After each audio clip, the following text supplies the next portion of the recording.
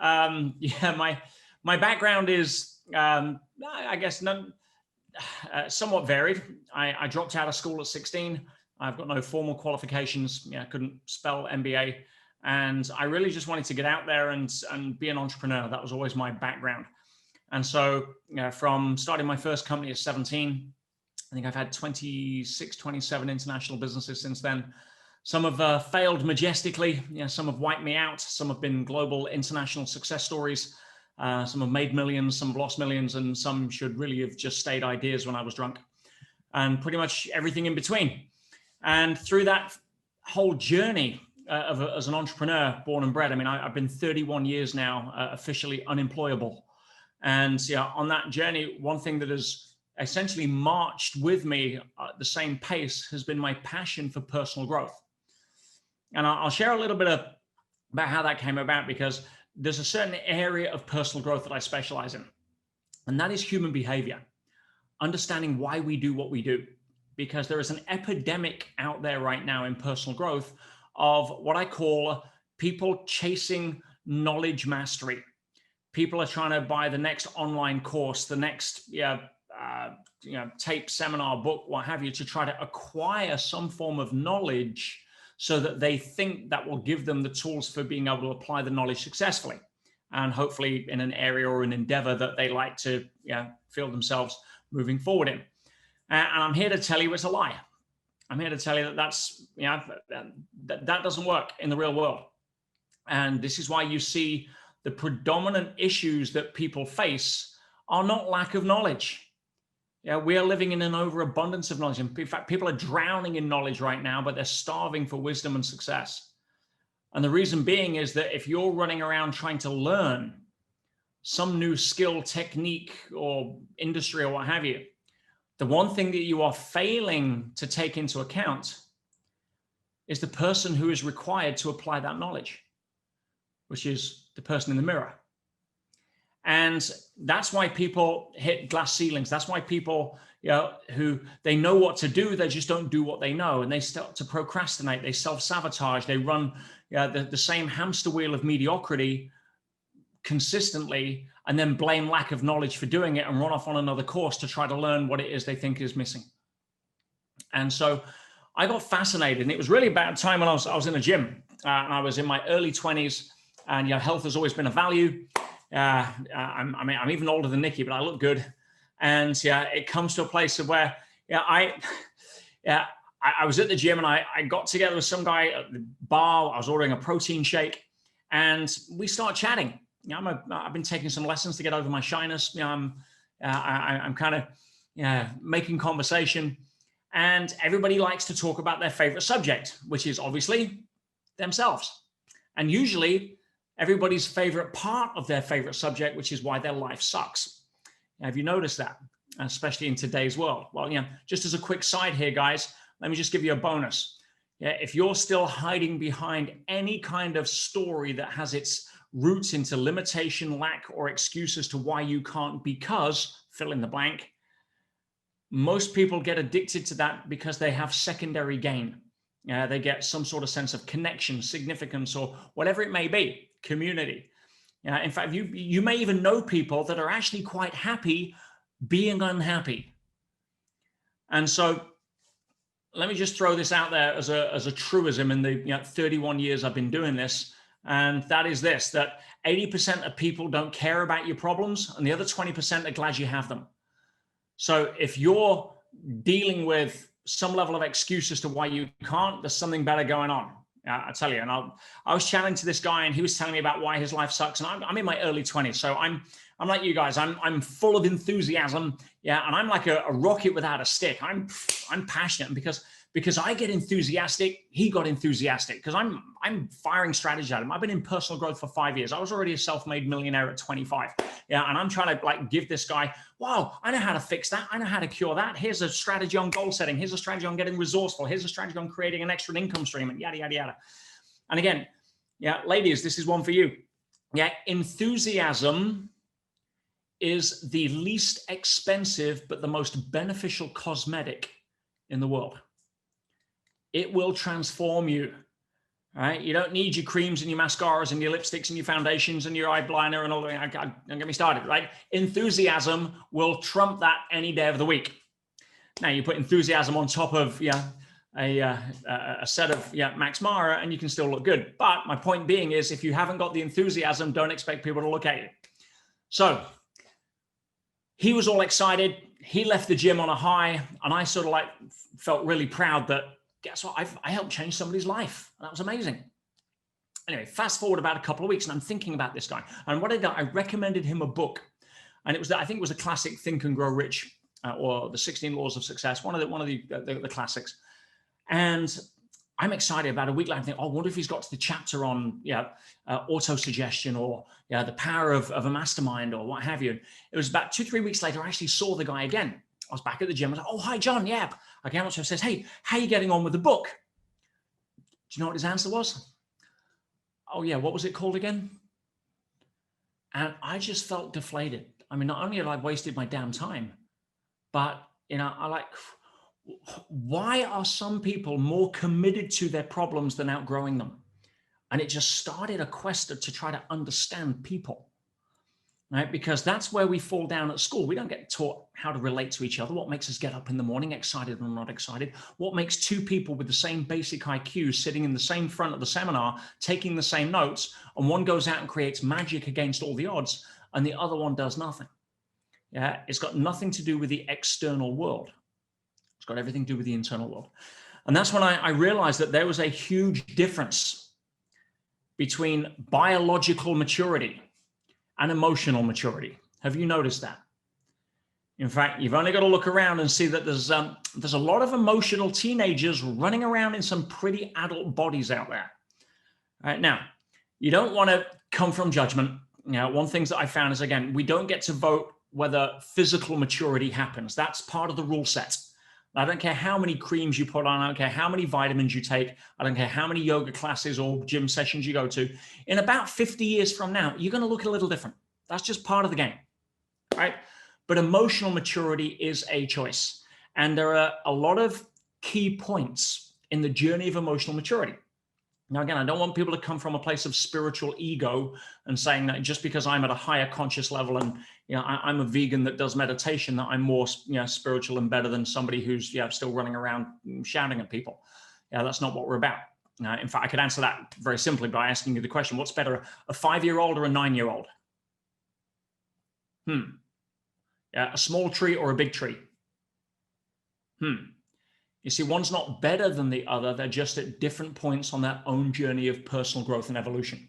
So if you see somebody who's at the bottom of the ladder, they're in kindergarten, in emotional maturity school, and you happen to be, class yourself in college, it's not to look down on somebody, it's to recognize they're just at their part of their journey, okay? But there's a couple of really key moments, and I'll share these with you, that I see that make the difference when it comes to emotional maturity. And the first one, and some of you aren't going to like this, all right? The first one, that the first significant day on a person's graduation out of kindergarten into high school, when it comes to emotional maturity, is the day they finally become okay not being liked. Oh, who felt that one? All right. So when you become okay not being liked, you can actually show up way more valuably in the marketplace, because you will have one level of characteristic that everybody's searching for, and nobody has the courage. I say nobody, it's a universal, but very few people have the courage to actually exhibit. And that, my friends, is authenticity. When you show up authentic, you are devoid of living in goop.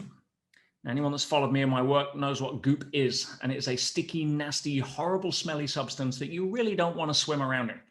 Goop stands for the good opinion of other people. And so many people spend their lives swimming in goop. And if you're essentially driven by the good opinion of others, you are constantly acting like this giant chameleon, trying to adapt yourself to what you perceive to be other people's approval strategies. And essentially what you're doing is running around in life trying to find somewhere else to reattach your umbilical cord. You're seeking approval and validation and acceptance and connection and fill in the blank. Whereas once you get out of the Goop trap, you can just show up. Now, it doesn't give you free rein to not care about what other people say. That's different. That's a value structure. What I'm saying is you're not then adapting yourself outside of what is your own truth in order to try to win the approval of other people. And if you've ever suffered from Goop, I'm going to give you a quick way to get out of it. It's a realization that'll move you through this, not a technique. Yeah, forget content. If you really want to navigate life in an empowering way, one of the things you may want to write down, or even better, tattoo on the inside of your eyelids, is that context is definitive. Any parents on the call? Okay, cool. So if you're a parent and you see somebody crossing the road and you see a parent with a 3-4-year-old, and that parent grabs the arm of the 4-year-old and they yank them violently across the street, they're impatient or whatever, and you'd probably have some judgment on that, because we all like to project our own model of the world and what we feel is right or wrong onto other people so that we can feel good about us being right. But you'd look at that and you'd think, oh, that's how dare they do that? And then you take a double take and you realize that that parent just saved the child's life by dragging them out of the way of a moving bus. Same yank, same forceful grab, completely different context, totally different meaning and judgment.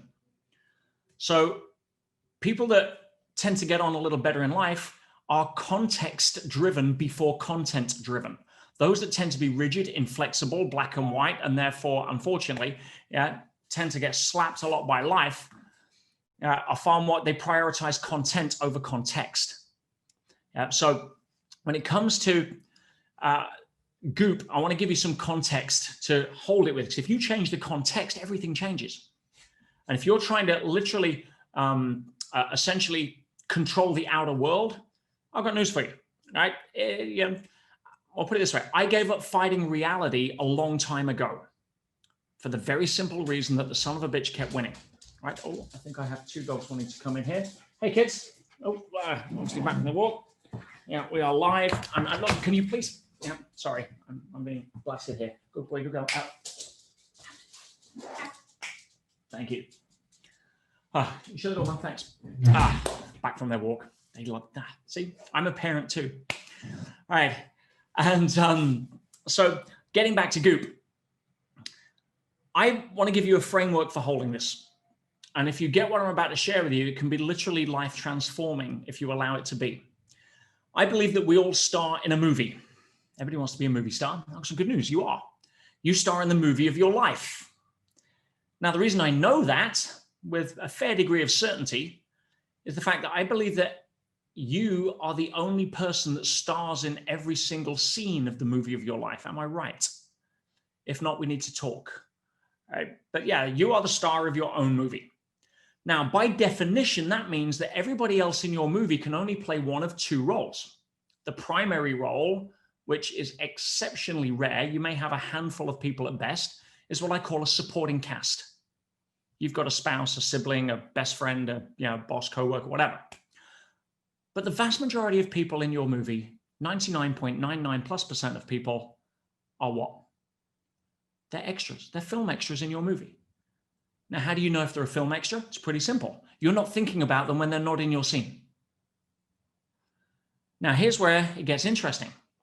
The fact that we are the star of a movie of our life, we tend to actually have a little bit of an issue because we tend to feel that as the star of our movie in our life, we think everybody else sees us as the star of our movie. Challenge is that they're starring in a different movie, aren't they? What movie are they starring in? That'll be their own. Which means by definition, at best, for a handful of people, we're going to be a supporting cast, but the vast majority of the world, we are nothing more than a film extra in their movie. Now, another way to look at this, guys, is that everybody's walking around in their own bubble of self-importance, wondering what everybody else thinks of them. And the reality is this, and again, this is another one. If you've got room in your eyelids, get your tattoo pen out, because this is, I don't know how to say it any clearer. Most people don't care enough about you to bother to give an opinion. Why? Because they're too busy being worried about what they think you're thinking of them. You see, Goop is nothing more than an illusion. And I see people say, oh, I can't go to the shops without makeup on. Oh, I can't wear that shirt twice because I wore it last time. And all this kind of self-talk. Oh, I must show up this way. I must appear this particular way, blah, blah, blah. Nobody cares. Yeah, everybody's walking around wondering the same damn thing. So when you finally wake up to the reality that Goop is an illusion, it's like most people's fears. Most people's fears are nothing more than a fabricated level of imagination with an overlay of meaning that is disempowering. That's it. And it reminds me of, ever watched Scooby-Doo? Any Scooby-Doo fans in the house? Of course. Now, what was great about Scooby-Doo? Every single episode was the same. That was it. I mean, I can tell you every single episode of Scooby-Doo. What happens? You got the magic bus pulls up. Yeah, the gang jumps out. Scooby and Shaggy are hungry. They run off for some food, right? The rest of them happen to be, walking around. And Scooby and Shaggy discover some sort of ghost, goblin, gremlin, zombie, whatever it may be. And they come running back. And then it turns out that this village is, or this house been haunted by this like terrifying zombie for goodness knows how many years. And it's always the same thing. It was the smart girl with the glasses that figures it out. And what happens is you see Scooby and Shaggy is like, right, and they're running, and the ghost is running after them. And all of a sudden, Wilma grabs the ghost and pulls the sheet off. And they reveal a little midget holding up 2 broomsticks. Damn, busted. Now, if you're running away from the ghost, does it appear real? Of course. If you turn around and face the ghost and pull the sheet off, what happens? I was scared of that. Are you kidding me? Most of our inner limitations are nothing more than the good old midget with the broomsticks that have been chasing us our whole life. And most of what keeps that alive is our perceptions of what we think will happen if fill in the blank. And it's never that. My favorite definition of worrying is like paying interest on a debt you haven't got yet. And most people fabricate anticipation from a negative perspective, and then that becomes their life. Or as Montaigne, the great French philosopher, famously stated, most of my life has been filled with terrible misfortune, most of which never happened. So if we can get out of Goop, it's a real first step on that journey. If we can finally become okay not being liked, because why would you ever expect somebody else to project your model of the world? Think about it. If somebody doesn't agree with you, why would you expect them to agree with you? Well, I'll tell you, spoiler alert, it's so that you can feel more certain about being right. And most people are externally validated, which means that they need other people to agree with them in order to reinforce their own decision. And if you want to fast track to unhappiness, keep expecting you from other people. If you want to fast track to letting go of that stuff, let you be okay and let others be okay being them. And life tends to flow a little easier. Because there are a lot of people out there that don't get what it is that we're talking about, and they've got their own vehicles, they've got their own way of being able to express themselves that we would potentially label as dysfunctional. That's okay. Again, emotional maturity and physical maturity are not correlated. If you saw a 4-year-old turn around and come up to you and say, Mommy, Daddy, I need to tell you that, did you know the moon is made of cheese?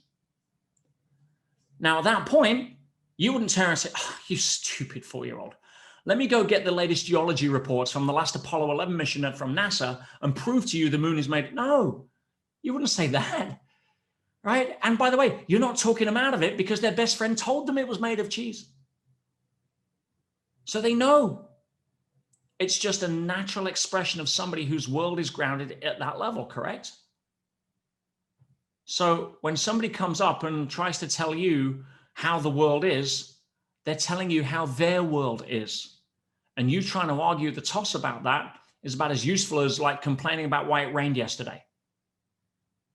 So understanding that people are just going to project, and all you don't get to change their movie. As I said earlier, some people are happy being unhappy.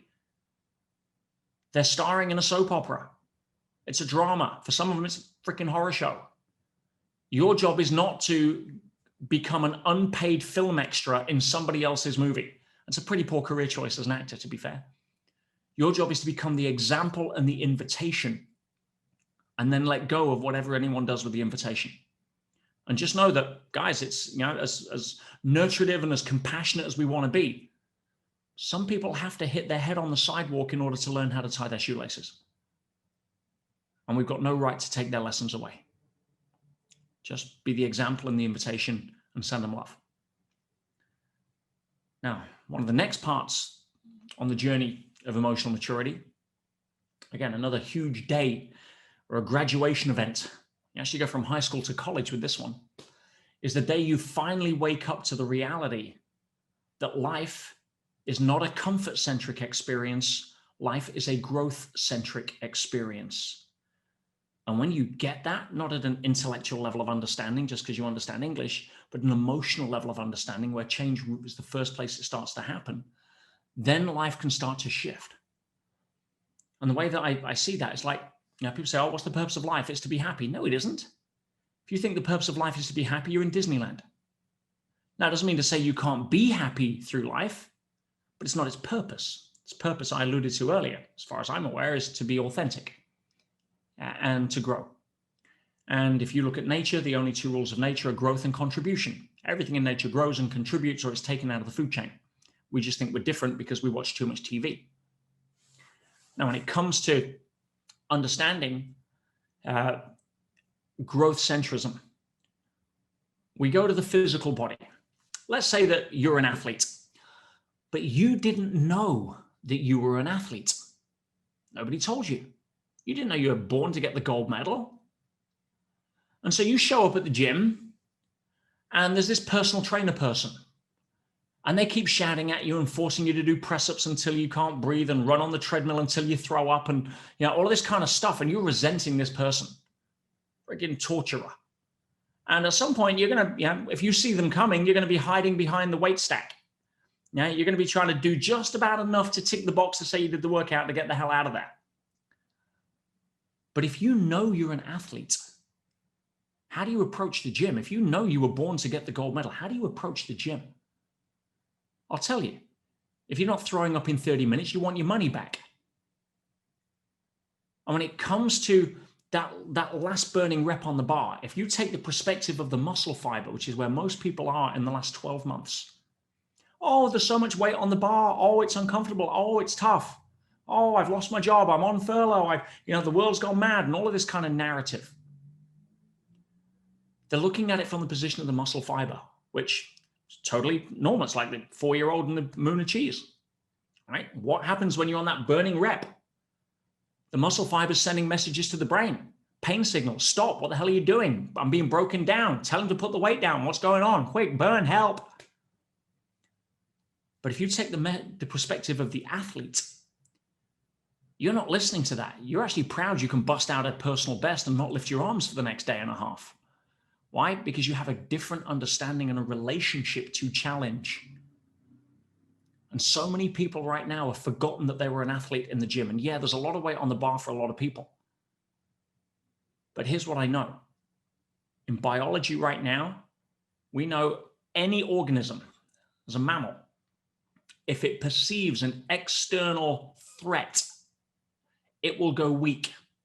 If it perceives an external event as a challenge, it will go strong. And so many people right now are perceiving external things as threats, not challenges, because they live under the illusion from a place of emotional immaturity that life should be comfort-centric. It isn't. Again, the purpose of life is not to be happy. If you're chasing that, good old goose chase, you're going to be, good luck. It's like the purpose of school. What's the purpose of school? Is the purpose of school to be happy? Anyone? No? Damn. Doesn't mean to say you can't be happy going through school, but it's not its purpose. What is the purpose of school? I'll tell you. The purpose of school isn't to give you an education. The purpose of school is to provide an environment where you have the ability to use free will to make choices in relationship to getting a better education, under a paradigm of thinking that will somehow make you happy and successful. But leaving that aside, It's to provide an environment where you can make choices. You can make choices to skip class, get drunk, go party, not show up for exams, and that will likely have a certain level of consequences. Or you can choose to apply yourself, study, revise, and show up, and that'll probably have a different set of consequences from probability. So, but the environment is the environment. So we look at our environment. Our environment right now is the environment, plus or minus 10%, the same for pretty much everybody. But the third point on the journey of emotional maturity, and the last one I want to share with you guys today, is where you finally realize that the outer world follows the inner world, not the other way around. You got chaos in your outer world? Check your thinking. Now, we know that in the physical world, if you push the body past its comfort zone, it's pre-programmed to return with a better version of itself. But a lot of people try to barricade themselves into a mental comfort zone and don't like to be challenged. And part of that is because it triggers the primary fear that all human beings have. And the primary fear is the fear that we're not enough. Have you noticed that? Not good enough, good looking enough, tall enough, short enough, whatever it is, fill in the blank. If you don't think you have a blank to fill in, it's usually because your ego is playing hide and seek with reality. So when we understand that, if our role here as the star of our own movie is to realize that, everybody else in my movie is irrelevant. In fact, there are going to be people put in my movie to challenge me to become a better actor. That's what it's about. Because we're here to grow. We're not here to try to control people and make sure that we've got a nice, boring, slow movie. Because if I'm lucky enough to choose the last words in the last scene of my movie, when the final scene comes, do you know what I want it to be? You'd be like, wow, now that was a movie I would pay to see again. And what makes a great movie? Everything. You've got drama and romance and comedy and tragedy and adventure and love. And that's a great movie. That's what you want to star in. You get Daniel Craig in James Bond, for example. He's a professional actor. His job is to show up and act the best he can. He's reading the script, and there's going to be some scenes on there where he's on the beach in Hawaii with a Victoria's Secret model. He kind of likes those scenes. There's also scenes further down where he's under the ice on location in the Arctic with frogmen and stuntmen wrestling the bad guy. Well, guess what? It's probably not as nice a scene to film. There's no hotels there. It's freezing cold. But his job is to show up and act as professionally in the movie as he can. Now, I don't like to keep this here. I'm going to share a very quick case study stroke example, because again, I don't do theory, guys. Theory sits on pages and gets marked and graded, and then when real life shows up, people tend to fall to pieces and cry. So, I want to share what's available and real around this, because again, I'm not special. I'm an average guy with an average IQ that dropped out of school at 16. I just made it my mission to try to figure out what is the pathway out of this mind maze that most of us never got a map to navigate with. And so, is it really possible? Is it just positive mental attitude? No, it's way much more than that. It's your relationship to life. Hence, context is definitive. So it was 3 years ago, and Nikki knows this story well because I did my last TED talk on it, and all with about 4 hours of preparation. And I was arguing a business deal in court about, where was this? I did some business. I used to live in Dubai. I had a beautiful life. I was on the Palm, building a big space project, and I was buying, selling IT equipment. And I think I bought $12.5 million worth of goods, paid for it in full, resold it, tiny little margins in IT. And 7 years later, I get a knock at the door when I'm living in England from HP, Hewlett Packard, and basically suing me for 17 million. And I'm like, what? They're like, well, we didn't give you permission to resell it. I'm like, you didn't give me a contract saying I couldn't. Anyway, we were arguing the toss. They said, well, look, give us 100 grand. We'll make it all go away. I'm like, this is financial bullying. I'm not playing. And because I didn't play, 6 months later, they issued a contempt of court application saying that I breached a freezing order. I'm like, I breached a freezing order. I looked at their argument. It was clever. It was intelligent, but it was all, complete distortion of context in order to try to support their version of content. Anyway, I had 53 staff at the time in one particular business. We were doing 6 figures a month in revenue. Everything was going great. And I literally turned around to my staff and said, hey guys, Just got to pop into court next week and get rid of this bullshit. I never came back. They sold it to the judge. He gave me 6 months as a civil prisoner in the most violent prison in England. Never been arrested, never been accused of a crime, still don't have a criminal record. It's one of them weird quirks in English law. And not only that, but they awarded all the legal costs against me. I lost my business. I lost my, pretty much everything. Ended up $250,000 in debt. And that was 3 years ago. And I turned around at the time, lost my wedding. I just paid 70,000 euros for my wedding in Portofino that was due to happen that didn't happen. And the things people will do to get out of a wedding, I don't know. And anyway, as I was being sentenced, my then fiance turned around and said, "Why is this happening?" I'm like, "Honey, I don't know, but what I do know is this: you can't control what you can't control. Fighting the outer world is, a tough game. I gave up that a long time ago because son of a bitch kept winning. I said, instead, maybe if the universe, I've been very blessed. Millions of people over the last 25 years have been benefited from my work, but maybe the real people I could help never get to see it because they're in somewhere like prison. If the universe wants to send me in to go hold a light, let me go hold a light. It'll be fun." And again, this is the most violent prison in England. 3 deaths in 1 week was the worst week I was there. Attempted murders every week, blood on the floor every day. It was quite the adventure. But I never went in with the identity of being a prisoner. Now that's victim mode. That's a story to tell for the rest of your life as to why your life doesn't work anymore. I don't want to play that game. That's a tunnel with no cheese. Instead, I decided to go in as an undercover Jedi, as a secret agent of change. And cut a long story short, I ended up getting a lot of the prisoners off drugs, stopping suicides. I reduced violence between the wings, designed a new intake system that's now being used in prisons all over the world. I won a national award while I was in there for the work that I was doing. And I basically created one of the most incredible adventures I've ever had the privilege of living. And my first letter that I wrote to my students essentially says, "Hey guys, don't worry about me. Everything's amazing. Everything's going according to plan. I'm just on location for 6 months filming the prison scene of my movie." And I had an absolutely amazing time. And when I came out, the 11 letters that I wrote to my students, showing them what I was doing and how I was coping and what all the techniques and tools I was using, went on to essentially change the life of everybody that's read it. We published it as a book, just the 11 letters that I wrote. It's called The Inside Track. And that's now 3 years later. The tagline of that book, by the way, in fact, got one knocking around somewhere. There it is. The tagline of the book is called An Inspirational Guide to Conquering Adversity. Now, tell me how relevant that is today. We're selling hundreds of these a week all over the world. That's changing the lives of so many people, which I would never have had the opportunity to do had I not gone through that. And luckily, as of October, I paid off all my legal debt. So guess what? I'm now earning money for me for a change for the next 2 years. That's all good.